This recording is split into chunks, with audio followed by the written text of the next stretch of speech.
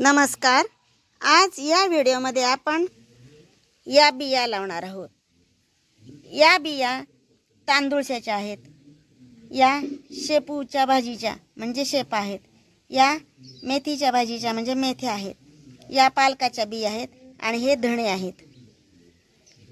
या सर्व बिया मी या हुक हँग मध्ये लावणार आहे।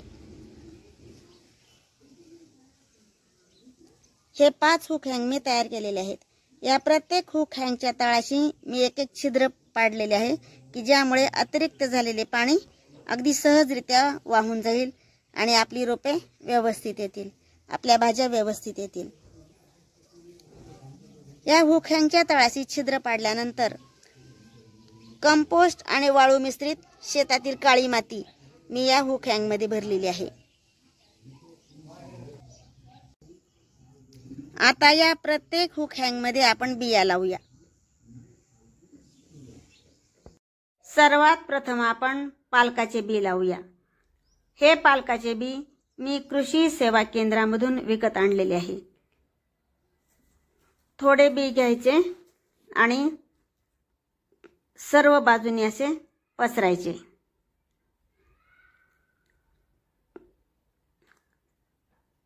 सगळीकडे बी पसरून झाल्यानंतर या बियांवर मी शेतामधील काळी माती पसरणार आहे। सर्व बी या काळ्या मातीने मी झाकून टाकणार आहे।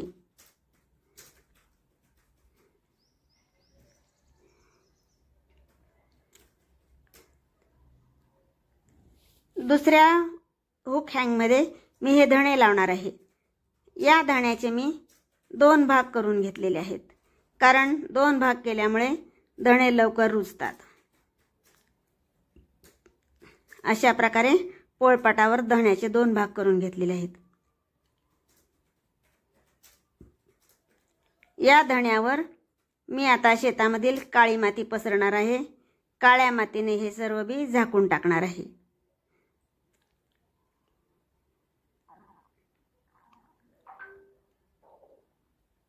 तिसऱ्या हुक हँग मध्ये रानभाजी म्हणून ओळख असणारी आरोग्य संपन्न तांदूळच्या भाजीच्या बिया लावणार आहे।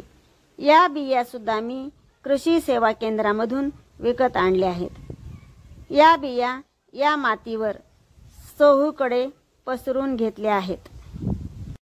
तांदूळच्या बिया काळ्या मातीने झाकून टाकल्या आहेत। चौथ्या हुक हँग मध्ये शेपूच्या भाजीच्या बिया म्हणजेच शेपा मी लावण्यासाठी घेतलेल्या आहेत। या शेपा मातीमध्ये पसरल्यानंतर त्या मातीने पूर्णपणे झाकून टाकले आहेत। 5व्या हुक हँग मध्ये आपल्या सर्वांच्याच घरी उपलब्ध असणारी मेथी म्हणजे मेथीच्या भाजीच्या बिया मी लावण्यासाठी घेतलेल्या आहेत। या मेथ्या मातीमध्ये पसरून घेतल्या आहेत। लावलेली मेथी मातीने पूर्णपणे झाकून टाकली आहे। सर्व बिया लावून झालेल्या आहेत। या बियांना आपण आता स्प्रेने पाणी देऊया।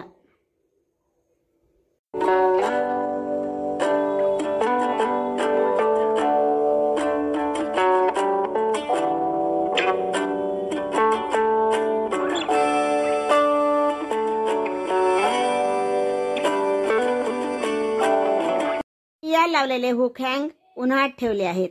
या व्हिडिओची झालेली प्रगती एका व्हिडिओमध्ये मी नक्कीच देईन।